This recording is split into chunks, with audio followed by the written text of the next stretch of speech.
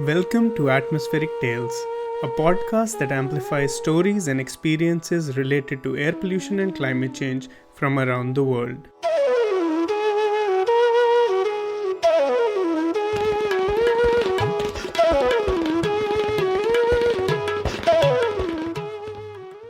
I'm your host Shazad Ghani, and welcome to another episode of Atmospheric Tales. Our interviewer for this episode is Crystal Upperman.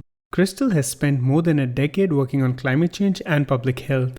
She has worked as a senior researcher at the World Resources Institute, led climate adaptation and business development at AECOM, along with stints at the Maryland Department of Health, Georgia Environmental Protection Division, and R&D for BASF. She has a PhD in environmental sciences and a master's in public administration. She is a proud Trinidadian, and recently she has joined Aclima as a senior scientist to oversee the company's efforts to integrate public health information and informed risk characterization into their products.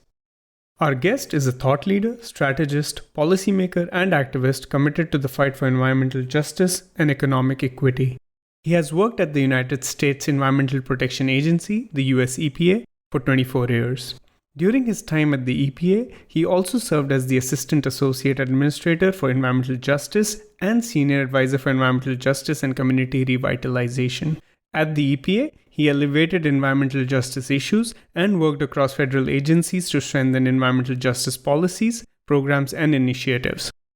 In March 2017, he resigned from the EPA to join the Hip Hop Caucus, where he led the strategic direction, expansion, and operation of their portfolio on climate, environmental justice, economic equality, and civic engagement. He currently serves as the Vice President of Environmental Justice, Climate, and Community Revitalization at the National Wildlife Federation, and is also the founder of Revitalization Strategies, a business focused on moving the most vulnerable communities from surviving to thriving. I'm excited to welcome our guest, Mustafa Santiago Ali. Welcome to the show, Mustafa and Crystal. Thank you, Shazad. Mustafa, I can recall the inception of my love for environmental science. It was my freshman year of high school with an organization called the New Jersey Environmenters. It was currently exists as a localized spin-off of a national program that still exists today as Science Mentors 1-to-1. Can you share with us what is a specific moment or experience that sparked your interest in environmental justice? I come out of a family of folks who are focused on workers' rights and civil rights. And spending time with my father, I remember when we would go different places and I would see, how certain communities seem to have more than just basic amenities. Their communities were thriving. Their communities had green space. Their communities were free from pollution. Their communities didn't have railroad tracks running through them or near them or highways. And as a young child, I remember asking my father, both internationally and domestically, why is this? And he began to break down to me, how policy can either be a positive or a negative, how certain communities have been disinvested in, how certain communities are the dumping grounds, if you will. So, through those interactions and also, participating in civil rights and worker rights types of opportunities, it began to give me a framework for understanding how disproportionate impacts happen. And then I was just super blessed when I was a student that a number of the founding environmental justice leaders took an interest in me. And from there, it just took off. Wonderful. That's actually a very exciting inception, and we'll get definitely to some of those particular environmental justice leaders later on. But in the perspective of the audience, you've had a long career in what I believe can be characterized as fighting the good fight. What would you deem one of the most pivotal moments of your 26-year career so far? Well, there's so much more work to do. My paradigm is as long as Black and brown and lower wealth communities and indigenous communities are getting sick and dying, then none of us have been successful. There have been moments, over the years when we've made progress. But I refuse to lower my expectations for myself or for those who, are authentic and trying to help to protect our communities. Being a part of some of the early meetings, I think was one of those positive moments. I remember being at one of the first conferences that Dr. Beverly Wright ever put on in Louisiana, and hearing firsthand from folks the challenges that they were facing, but also hearing from folks about the strategies and solutions that they'd like to see happen. When we founded the Office of Environmental Justice back in 1992, it was actually then labeled the Office of Environmental Equity because justice was too strong for many people inside. Wow. Yeah, there's a lot of stories there I could share with folks about the early days, but that was a pivotal moment. And I like to make sure, because there's so many people who play around with revisionist history and false narratives, and and they don't give the proper people credit. The founding of that office came out of a set of recommendations in the late 80s and early 90s from environmental justice leaders from the Michigan working group. And they are the ones that, I point much of the credit back to, because, they had the vision, they had the perseverance to continue to fight, to continue to push. And this was a time when it's almost like what we're dealing with climate change now, where you have people who say that climate change isn't real. Well, they used to say that environmental injustice, environmental racism wasn't real. And that makes it a very tough situation when you're trying to get traction, you're trying to get policies and structure and infrastructure in place, and people are telling you that, what folks are experiencing isn't real. So for me, that was one of those pivotal moments when a number of the grant programs that have provided millions of dollars in assistance to communities were put in place in 1993 and 1994.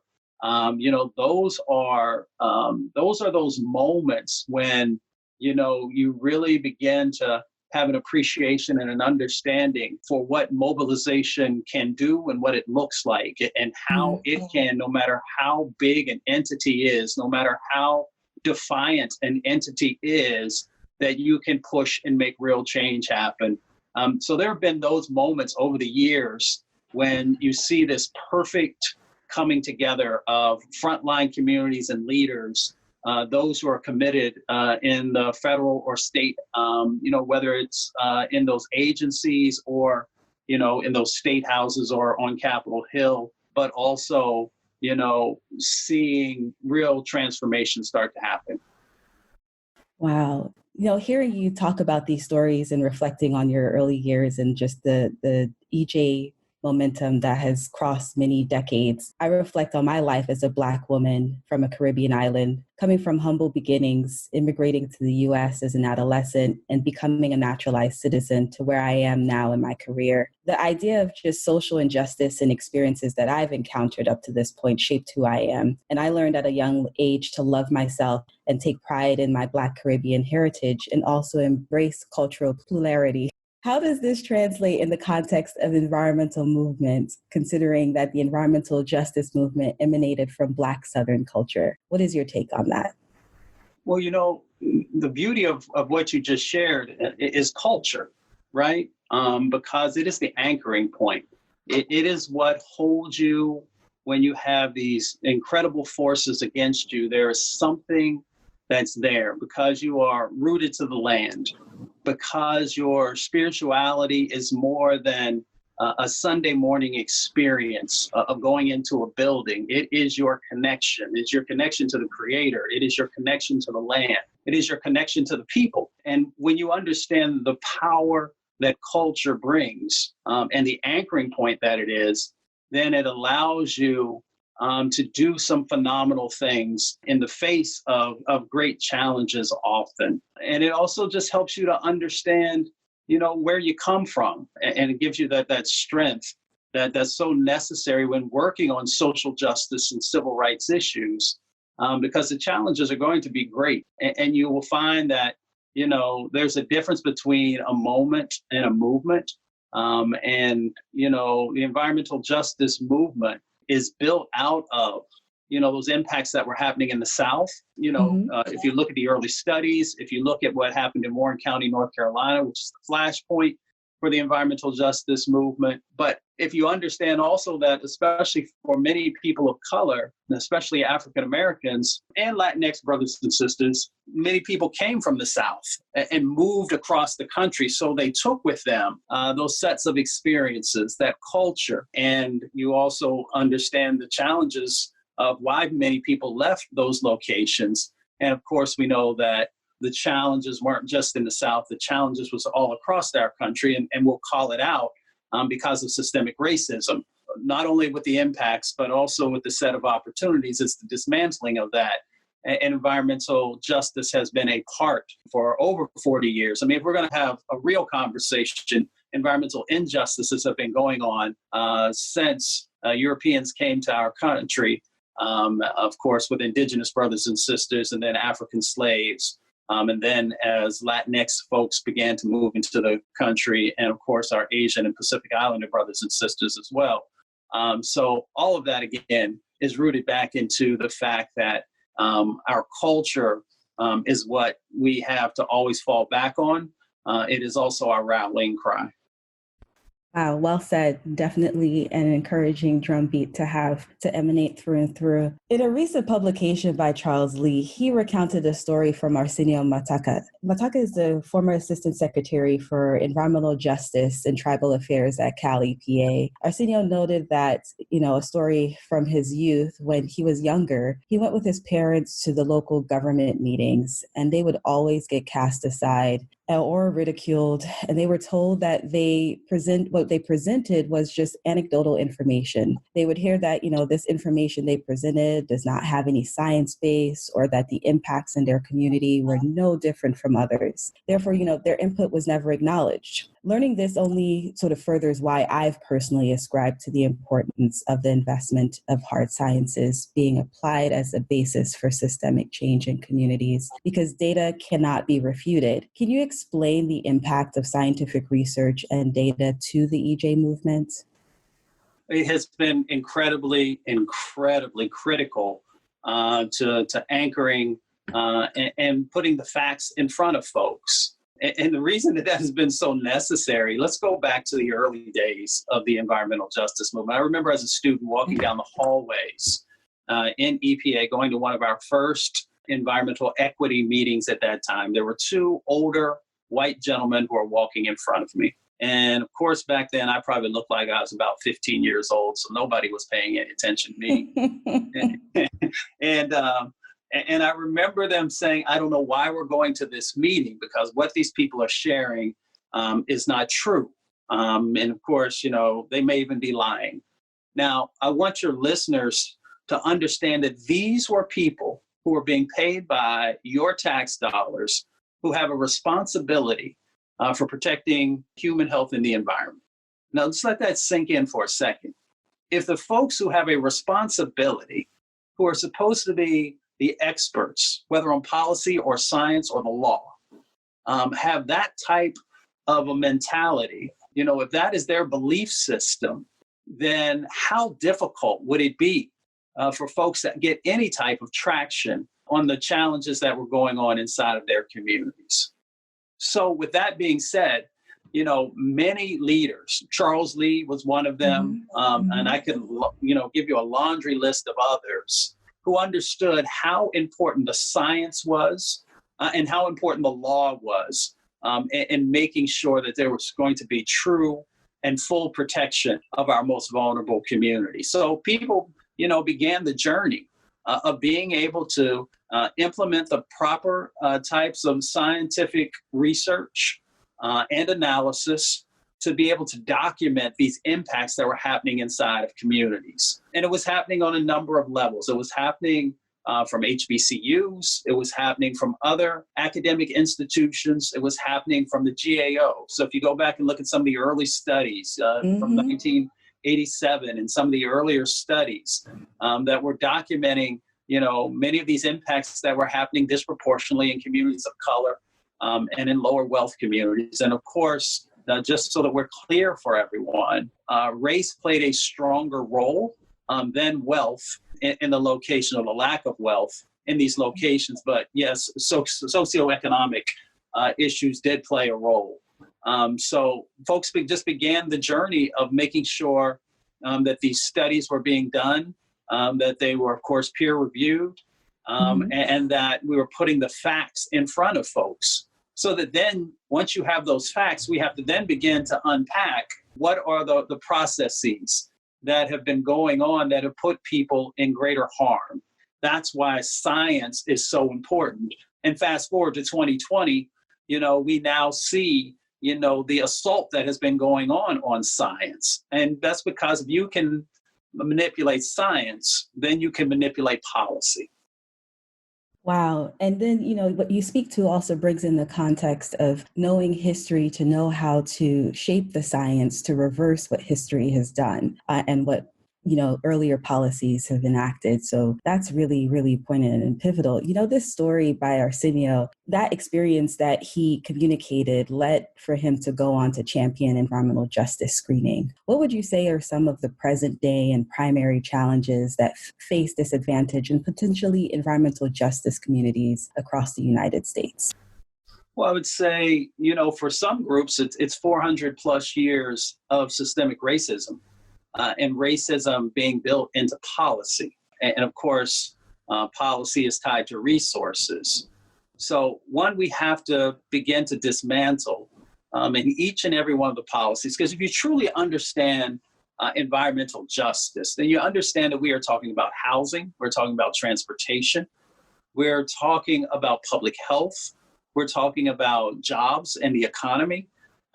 We're also talking about the environment. We're talking about education and a number of other issues, but also opportunities. And if you unpack the development of the various laws and statutes that are out there, I was having a conversation just the other day with someone about this. When many of our environmental laws were put in place, we probably had a pretty good understanding that there were communities that, the various laws and statutes were not going to fully protect. And at that time, I guess there was just more work that needed to be done, but we should have put in place language that would have made sure that the communities that we now label as sacrifice zones or the dumping grounds or all the other labels that help to illuminate the challenges that folks are facing, that should have been better built into that. If you look at our laws around education and housing and transportation, we know, it is a historical fact that the disparities that exist in that space and how they have helped to disinvest in these communities, how our transportation routes have been used to garner wealth for certain communities and to dump off pollution into other communities. If we look at education, we know everything from, the disparities that have existed. There have been Supreme Court cases, Plessy versus Ferguson, Brown versus the Board of Education, so forth and so on, that speaks to the fact that we continue to have separate and unequal communities across our country. Let me say that again for our listeners, separate and unequal, because that is what we are currently experiencing, and that is what we have experienced for the last 400 years. But we now have an opportunity to actually change those dynamics if we decide that we want to prioritize these communities. If we don't, then we will continue to weaken our country because the vast majority of people will never be able to appreciate the fullness of what democracy is supposed to represent and the opportunities that are supposed to come with a fully functioning democracy. Yeah, that's powerful. And, even if there is a want and a need and a will to change, this will require communities to engage in advocacy. How should communities go about advocating for change in this space? Well, there are a number of things. And I don't think communities have the responsibility for this by themselves. Of course, coming out of the environmental justice movement, we always say and are anchored in the fact that communities speak for themselves. They know the dynamics that are happening inside their communities. They know the impacts, but they also know what they want their communities to look like. So one, we have to make sure the resources are going to those communities, those frontline organizations who are there 24/7, which is an important concept for us to think about. We have a lot of people who like to parachute into communities. We have a lot of folks who like to do drive-bys. come by, take some pictures, and then they're off again. The communities are there, so they're dealing with these issues. The other thing is to make sure that communities understand the power of their vote, and how that can be transformational. And focusing on the local and the county and the state level, and then, of course, on federal elections, of making sure that there are people who are there who represent what your needs are, and that they're meeting them, and that there's accountability in that process. We also have to make sure that communities have the resources and the tools that are necessary to fully participate in policy development. Lots of times folks will frame out a policy suggestion or movement without having communities fully engaged in that process very early on. And, it's for expediency sometimes, or sometimes folks just don't want to have to do the tough work of working with lots of different people to make sure that we have the best product possible. So people will fast track stuff. And so we have to make sure that communities have all these tools that they need to be able to fully participate in the process. Yeah. And, that's definitely essential in terms of identifying tools and capacity building to support just the sheer determination to correct what's been wrong. In the context of, yes, environmental pollution, we can go across a myriad of media, but we can't forget about, all of this is continuously happening in the context of like the 500-pound gorilla, climate change. Sort of from my perspective, air pollution is the main culprit of climate change. I currently work for a company that was founded by Davida Herzl on the premise of making air pollution visible. Can you share with us how air pollution has impacted disadvantaged and potential environmental justice communities across the U.S. and the additional burden these communities will have to endure in changing, addressing the way that they live, work, play, exist due to climate change? Most definitely. And let's tie what's going on in our communities to the broader climate movement, if you will. So, it's real simple. Sometimes, and I work with incredible scientists all across the planet, super smart folks. But my thing is, if you can't have a conversation with Mrs. Ramirez or Mr. Johnson about what's going on, then we're missing the real connection that needs to happen. So in the United States, we know that we've got 100,000 plus people who are dying prematurely from air pollution every year. If we start there, those are very similar numbers to what we're currently experiencing with the coronavirus or COVID-19. We've got 137,000 plus people who've died from that. And we've got 100,000+ people who are dying every year from air pollution. That's more folks that are dying from air pollution than are dying from gun violence. That's more folks who are dying from air pollution than are dying from car crashes. And we can go down the laundry list of all these other things that are super incredibly important, and more people are dying from air pollution. And we know that disproportionately, the fossil fuel facilities that are pumping out many of these toxins into people's lungs are located in communities of color. They're located in lower wealth communities, and they're located on indigenous land. We know in our country, we've got 24 million people who have asthma, and that number continues to increase. And we've got 7 million kids, and primarily it's African-American and Latinx, who are the ones who are going to the emergency room and the ones who are losing their lives prematurely. But let's also focus on the fact that if we know where these communities are who are dealing with these disproportionate impacts from pollution, and they're dealing with that on a daily basis, we also know that that's that same fossil fuel pollution that is warming up our planet and our oceans. So why haven't we been laser focused on stopping these impacts that are going on inside of these Black and brown communities? And that is something that we have to put the mirror up to for those who work in the conservation space and the climate space and the environmental space, to ask the question, why weren't we more focused on these communities? Now, yes, now in this moment, there is the attention, there is the focus, there is a number of people who are moving forward, but you got to be real about that. We know that one of the other drivers in climate change is our transportation uses. And then going back to our earlier conversation, we know that transportation routes have been used to break up Black and brown communities, drop that pollution off, as we mentioned before. And now, yes, we are beginning to focus on getting people to move toward cleaner forms of transportation.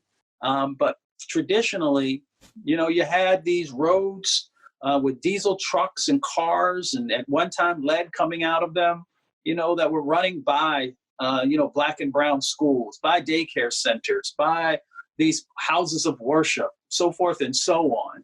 And that's another driver, of course, in the climate conversation.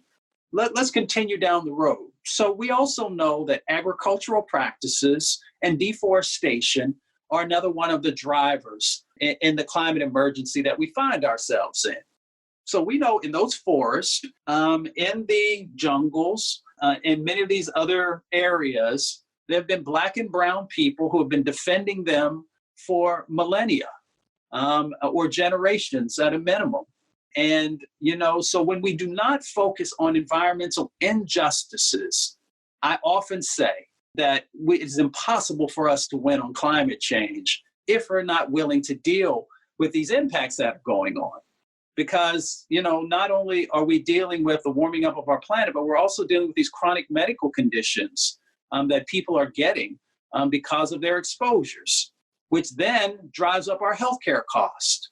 When our healthcare costs go up, and that is a huge part of our budget, then that makes it more difficult for the other resources that are necessary to really shore up our social safety net, if you will. And now in this 2020 COVID-19 moment, we also know that if you have chronic medical conditions, that it makes you more vulnerable to COVID-19, both in infections and in deaths. And there are also studies out there that have shown that particulate matter, also that the virus can live on that. And there are some studies that say that it can be transported on that. So if we know that, then we should be laser focused on protecting these communities that are the ones where, much of this pollution that is tied to COVID-19, that is tied to these healthcare problems, that is tied to also the stripping away of wealth inside of these communities, then we should be focused in that area. Yeah, and it's encouraging to hear you say that for someone who's been in the climate and health space also for a duration of time. I myself have been advocating for that same premise along the lines of we need to invest more in protecting human health because that is the engine and the base for, generating GDP is worker productivity and the increased lifespan of your population. And that's if that is not a economic sort of incentive, aside from the it's the right thing to do, we definitely need to take a lens there in that direction. So, you've spent much of your career at the United States Environmental Protection Agency, or EPA, as those who are in the States colloquially know it as. It's a federal agency that has been well respected among environmentalists. In fact, I was an EPA Star Fellow while doing my PhD. So thank you, EPA, for that. What was it like doing environmental justice in a government agency? Well, I was really blessed that I came in right at the beginning. So, Dr. Clarice Gaylord was our first director of the Office of Environmental Equity, and we were very connected to communities. It's always funny when people, that they told my history, which is just one teeny tiny part because there's so many incredible people. Mm-hmm. A lot of my time was actually spent out in communities. And I think that made me much more effective in understanding. It wasn't like, someone from a policy think tank or something was saying, well, this is what's needed. No, I was sitting down on people's back porches and in their kitchens and, and in their spaces. So it was great in the sense of being surrounded by so many committed folks there in the Office of Environmental Equity, and being a young person having the space to learn and to make mistakes and to get pulled up, picked back up whenever you might have stubbed your toe or made a mistake. So I'm always thankful for that experience. When you branch out beyond the Office of Environmental Equity, in the early days, that's where it got really challenging. In the sense that, trying to open doors, trying to shift paradigms, because, many federal agencies, especially at that time, and there has been an evolution since then, there's still a lot of work that needs to happen.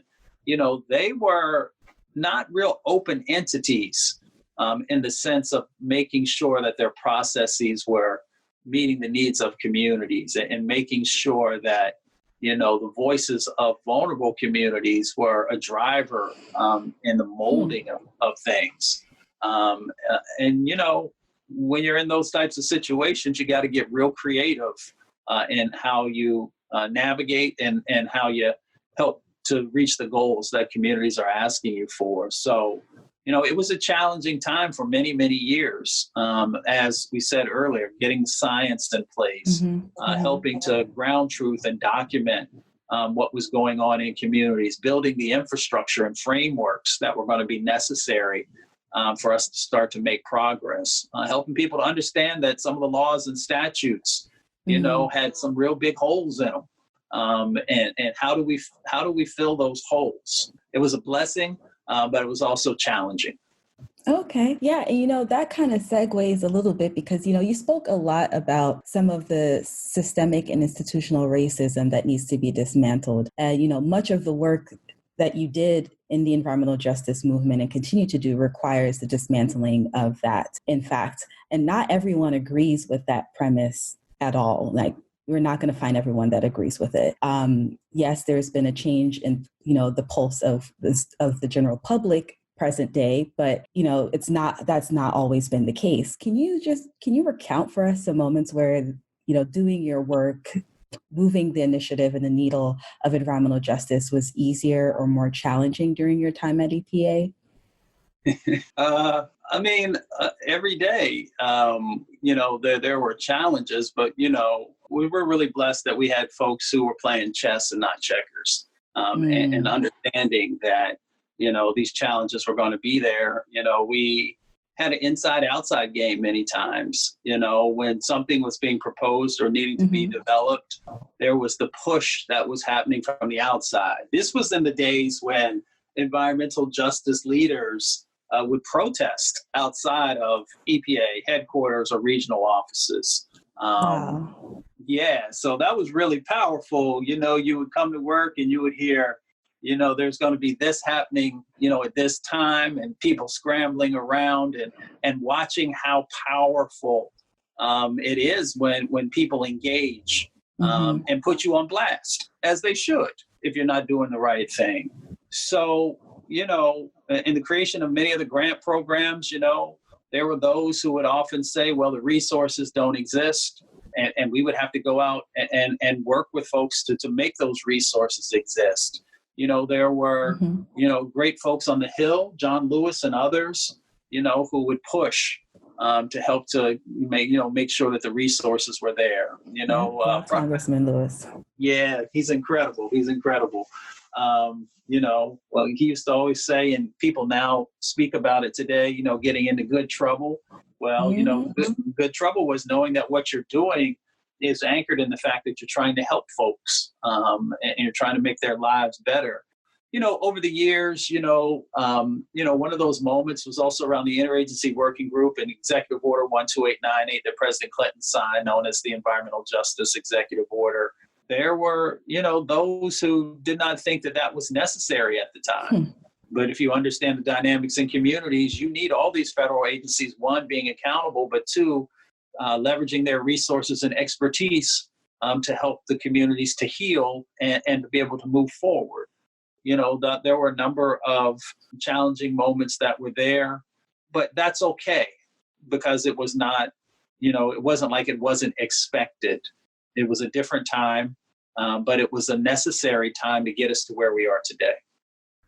Wow, that's beautiful. So, also at the EPA, you led the Interagency Working Group on Environmental Justice. For our audience members, this Interagency Working Group comprised of about 17 federal agencies and White House offices, all focused on implementing holistic strategies to address the issues facing vulnerable communities. Even now, collaboration has been at the heart of your mission. Can you give us a couple of examples from your career where collaboration helped overcome an EJ-related challenge?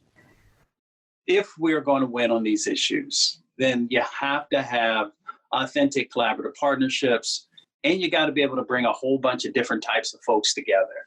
So, in relationship to the interagency working group, that is the paradigm that whatever administration is in place, whoever the next president is, if they're serious about strengthening our country and our planet, you've got to have that in place because, with shrinking budgets and all the other things that folks will sometimes point out, if you can get a number of folks together, then you'll have the leverage that's necessary to make real change happen. And we've seen it play out in so many communities. And unfortunately, and y'all, I just believe in real talk. Sometimes you can have some of the most successful projects, but if they are Black and brown projects, or maybe even lower wealth white community projects, then they just don't get the national attention. Even if they are so transformational that you're like, how is it that everybody is not taking a look at this and saying to themselves, how do I do this in my community? So one of the examples is Spartanburg, South Carolina, the Regenesis project that's there. That is a community that got a $20,000 environmental justice small grant. One of those grant programs that unfortunately the current administration talked about eliminating a number of times when they put forward their budget. But that's for another conversation. And with that $20,000 grant, they were able to leverage it in $300 million in changes. This was a community that had lack of jobs, that had bad transportation routes, that had old shotgun housing. Some of the listeners will know that, but just, a couple of rooms, terrible insulation, a number of different things that needed to be addressed. They had, lack of a location where seniors and young people could get together. And a number of different dynamics. They had brownfields and Superfund sites. Through that grant and a lot of other resources that came through a collaborative model, one of them was the CPS program that exists at EPA.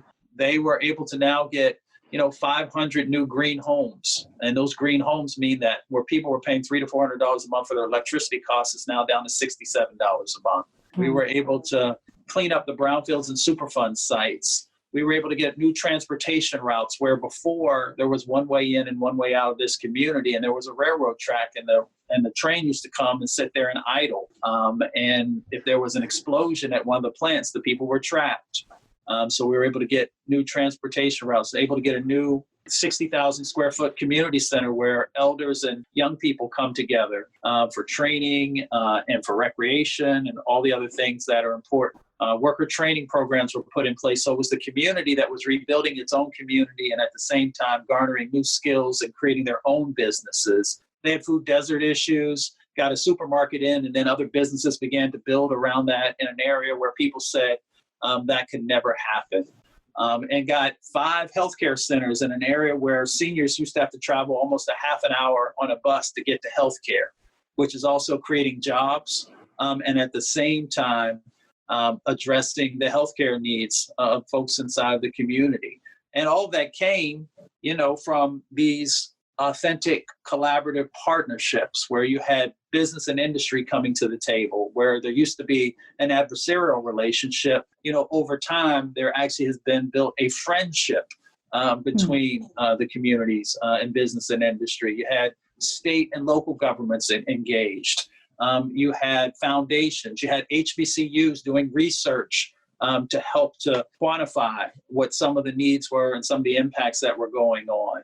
So you had all these different folks coming together to make real change happen. You can look at the Ivanhoe community in Kansas City run by Miss Margaret May, where they used to have crack houses, and now they have new development that's happening where they didn't have green space, and now they have park space and others. And a number of other dynamics that are going on there. You can look at Bethel New Life, which is a faith-based example in Chicago, or the work of Reverend Floyd Flake in Jamaica, Queens, or the work of Reverend Buster Soares in Jersey City. All of these are collaborative projects that are bringing lots of different folks together and addressing the needs that communities say are important to them. And that communities are driving. If there's one thing that I'll share with our listeners, is that there are two different paradigms. There's a paradigm which is sort of the 20th century paradigm, where a county or the city is the driver, where they are the central point, and then everybody else is sort of an add-on. We operate from a paradigm where the community is the center, and then everybody else is coming as authentic partners, which changes everything, because the communities get to make the decisions about what their communities are going to look like and what are going to be the priorities. And that is a 21st century paradigm that we have to get to. Wow, I should have known asking that question, you would have came in with the receipts. Man, the litany, the list of examples, there are prototypes out there to follow, and it's great, but there's still so much work to do at this point also. This episode was the first half of the conversation between our guest Mustafa Santiago Ali and our interviewer Crystal Upperman. Stay tuned for our next episode to hear about Mustafa's journey after the EPA, his ongoing and upcoming ventures, and the common links between the environmental justice fights in the US and the rest of the world. I would like to thank Mustafa and Crystal for joining us on this episode of Atmospheric Tales. Thanks to all our listeners for tuning in. Make sure to subscribe and share.